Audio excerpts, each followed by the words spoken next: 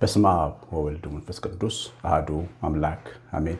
የተወዳችሁ በጌታችን በኢየሱስ ክርስቶስ ሰማያዊ በሆነ ስፍራ መንፈሳዊ በሆነ በረከት የተባረካችሁ በብዙ ጸጋ በብዙ ምሕረቱ በብዙ በጎነቱ የተወደዳችሁ እግዚአብሔር አብ አንድያ ልጁን በመላክ ወደ ዓለም የሚወደው ልጁን በመላክ የወደዳችሁ ልጁ ወደ ዓለም በመምጣት እኛን በመዋሃድ ለእኛ በመሞት የወደደን መንፈስ ቅዱስ ይህንን ታላቅ ክብርና ጸጋ የገለጸላችሁ ብሩካን ሁላችሁ እንደምን ቆያችሁ? ሁሉን የሚችል አምላክ ጌታ ስሙ ለዘላለም የተወደደ የተመሰገነ ይሁን። እንኳን አደረሳችሁ እግዚአብሔር ልጆች። እንግዲህ ዛሬ በርሱ እንዳያችሁት እግዚአብሔር የሚገልጥልንን ትልቅ ነገር የምናየው በጣም ታች ራሳችንን ዝቅ አድርገን መውረድ ስንችል እንደሆነ ነው መንፈስ ቅዱስ ሊያስተምረን የወደደው። በተለይ የልደቱ በዓል በልደቱ ዙሪያ የሚነበቡትን ወንጌላት ሉቃስ ወንጌል ምዕራፍ 2ን ማቴዎስ 2ን ስታነቡ ይህንን እውነት ቁልጭ አድርጎ ያሳየናል። የእግዚአብሔር ልጅ የዓለሙ ሁሉ መጋቢ መኖሪያ ጌታ አምላክ የሆነው የተወለደው ከብቶች በሚወለዱበት እና በጎች በሚያድሩበት ጋጣ ውስጥ በረት ውስጥ መሆኑን ስታነቡ እግዚአብሔር ይህን ዓለም እንዴት ሞኝ አድርጎ እንዳየው፣ የዚህን ዓለም ከፍታ እንዴት ዝቅ አድርጎ እንዳየው፣ የወርቁን አልጋ የተሰናዳውን ነገስታቱን ቤት እንዴት አድርጎ ከዛ ይልቅ ድሆችንና የታች ያሉ ሰዎችን መኖሪያ እንደወደደ ታያላችሁ። ምክንያቱም ብዙ ሰው ያለው ታች ነው። በዓለም ስርዓት ብዙ ሰው ሀብታም አይደለም፣ ብዙ ሰው ድሃ ነው እና ብዙ ሰው ወዳለበት ብዙ በጎች ወዳሉበት መጥቷል። ይሄ ማለት ወደ ሀብታሞች አልመጣም ማለት ግን አይደለም። ዛሬ ይህንኑ አያይዘን እንማራለን። ግን ጌታችን ዝቅ ያለው ቦታ ላይ ነው ሄዶ የተወለደው። በጣም ብዙ ምክንያቶች አሉት። የመጀመሪያው ምክንያት ሰው ጠቢብ ቢሆን ዘንድ ከወደደ ዝቅ ማለትንም ማወቅ እንዳለበት መልመድ እንዳለበት ለማሳየት ነው። ሁሌ ከታች ነው ትልቅ ቦታ የሚደረሰው። ለምሳሌ ያዕቆብ በራእይ የተመለከተው ከምድር እስከ ሰማይ የሚደርሰው መሰላል ጅማሬው የተተከለው መሬት ላይ ነው። ከመሬት ነው ሰማይ የደረሰው። ሁልጊዜም ቢሆን ከታች ነው መነሻ። ጤነኛ መነሻ ከታች ነው የሚጀምረው። እታች ያለውን ልቆ ወደ ላይ መድረስ አይቻልም። በሕይወታችን እታች ያለውን ማክብረን ድህነትም ቢሆን ችግርም ቢሆን አፈር ላይ መተኛትም ቢሆን በዛ ውስጥ አልፈን ለምሳሌ መንፈሳዊ ነገሮችን ስትመለከቱ በተሰናዳ አዳራሽ ውስጥ አይደለም ያሉት። በጣም መንፈሳዊ ነገር አፈር አካባቢ ነው ያለው። ቤተክርስቲያን ስትሄዱ በገጠርም ስትሄዱ መቀመጫ እንኳን አታገኙ። ግን የህይወታችሁ መሰላል የሚዘረጋበት ቦታ ነው። ታች መቀመጥ ወደ ላይ ለመውጣት መነሻ ነው። ያንን ታችሁን ከናቅ ነው ግን በምናችን ወደ ላይ እንወጣለን። እና እግዚአብሔር እታች ያለውን አክብረን እንድንይዝና ትኩረት እንድንሰጥ ከታች ከበረት በመወለድ ራሱን አሳይቶናል። ያው በበጎች በረት መወለዱ እንደምታውቁት የዓለም ሁሉ መድኃኒት ሆኖ መስቀል ላይ ስለሚሰዋ በጉ ስለሚታረድ የሚታረድ በግ ስለሆነ የዓለም ኃጢአት የሚያስወግድ የእግዚአብሔር በግ ተብሎ የተመሰከረለት በዮሐንስ ወንጌል ምዕራፍ 1:9 ላይ እሱ ስለሆነ በግ በረት ውስጥ ስለሚወለድ ጌታ በረት ውስጥ ተወለደ። ግን ዛሬ በዋናነት ከታች ያለውን ትልቅ ነገር ነው የምናየው። በምድር ስርዓት ስታዩ ትልልቅ የከበሩ ነገሮች ያሉት መሬት ውስጥ ነው። አልማዝ መሬት ውስጥ ነው። የነዳጅ መሬት ውስጥ ነው ያለው። ወርቅ ማዕድን ሁሉ ትልልቅ የከበሩ ማዕድናት የሚገኙት ጥልቅ ውስጥ ነው፣ መሬት ውስጥ ነው።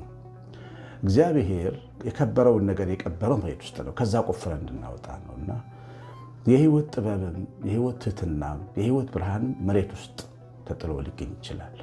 ዓለም የሚፈልገው በጣም ትልልቅ ቦታ ላይ ሊሆን ይችላል፣ ግን አይደለም።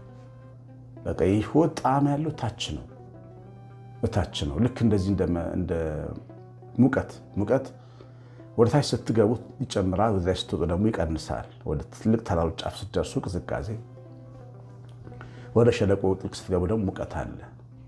የመንፈሳዊ ሙቀት የመለኮት እጅ ሲሰራ የምታዩት ታች ነው። ስለዚህ ዝቅ ማለትን መልመድ ያስፈልጋል። እግዚአብሔር ልጆች ራሱን ከፍ ሊያደርግ ማንም ቢወድ ራሱ ዝቅ ያድርግ ይላል።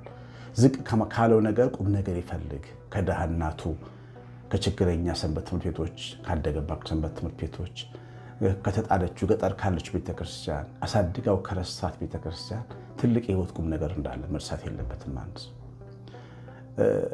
መንፈሳዊ ነገር በጣም ዝቅ ያለ ነገር ነው። በዓለም ስታዩት ስርዓት ስታዩት የምትወዳደሩበት በዓለም ክብር ለዓለም ቻምፒዮን ለመሆን የምትወዳደሩበት መም አይደለም።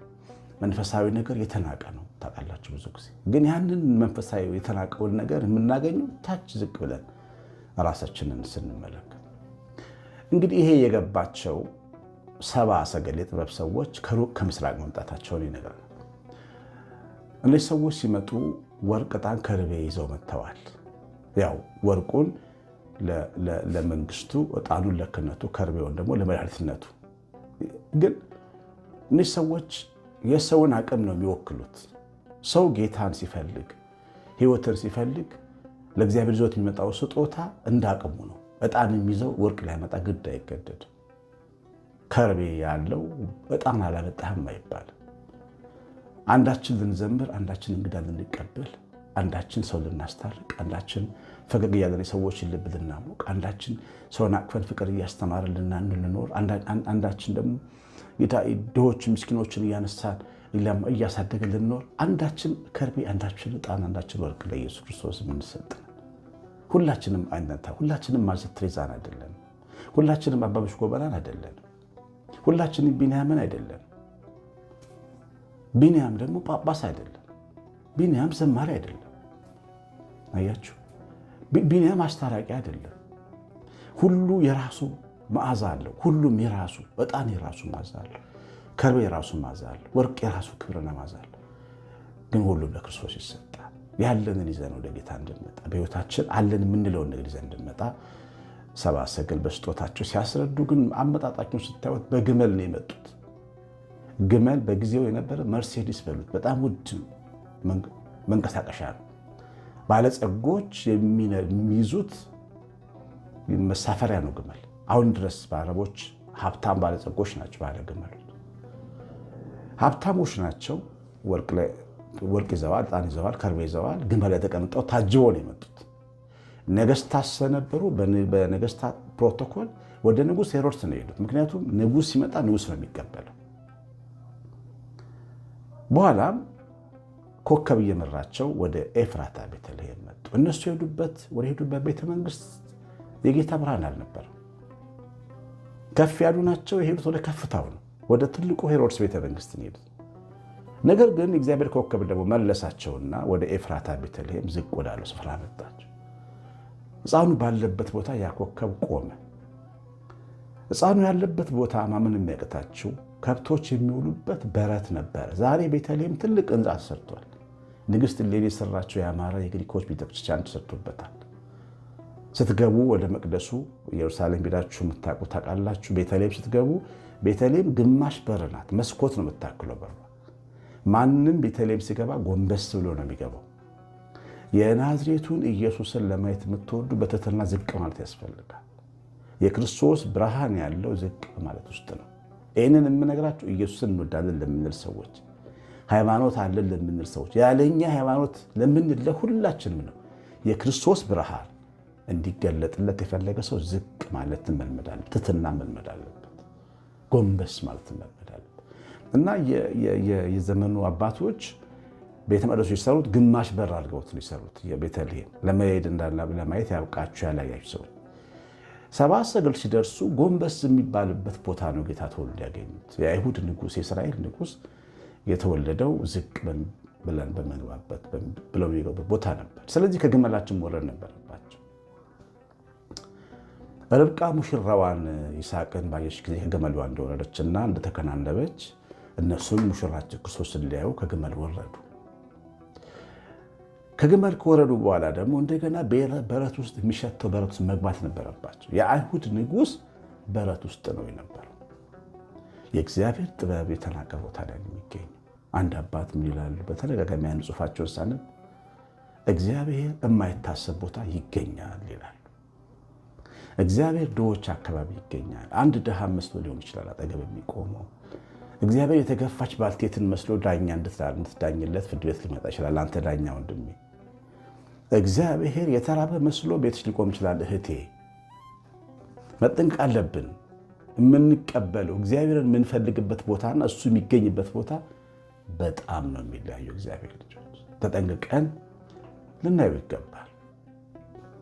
ሰብአ ሰገል አልጠፋባቸውም። የጥበብ ሰዎች ናቸው። የእግዚአብሔር ጥበብም አልጠፋባቸው።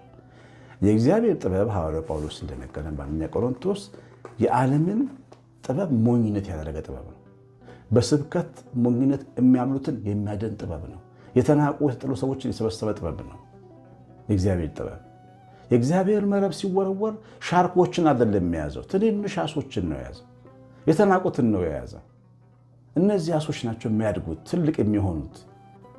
እግዚአብሔር በጥበቡ ትልልቅ ልብ ያላቸው ራሳቸውን ከፍ የሚያደርጉ ሰዎችን ሳይሆን ራሳቸውን ዝቅ አድርገው በትህትና የሚያስቡ ሰዎችን ሊጠቀምባቸው ነው የሚወደው። ብዙ መንፈሳዊ ነገሮች የሚገለጡት ለነዚህ ነው። ተገልጠው የሚያዩት ለነዚህ ነው። ሙሴ በፈርዖን ቤተ መንግስት እያለ ትዕቢትና ኃይለኝነት ነበረበት ከየዋህነት ጋር። እግዚአብሔር 40 ዓመት አስተማረው። በዚህ ማንነት እግዚአብሔርን ማየት አይችልም ነበር። 40 ዓመት ምድረ በዳ ውስጥ ካስተማረው በኋላ አንድ ቀን ቁጥቋጦ ሲቀጣጠል አሳየው። ከዛ ድምፁን አሰማው። ከዛ ተናገረው። ጫማውን ማውለቅ የሚችል የበረሃ አሸዋ እላዩ ላይ የፈሰሰ ትሁቱን ሙሴን፣ ዝቅ ያለውን ሙሴን፣ የቤተ መንግስት ትዝታውን የረሳውን ሙሴን ማናገር ጀመረ። እግዚአብሔር ዝቅ የሚሉትን ሰዎች ነው የሚፈልገው።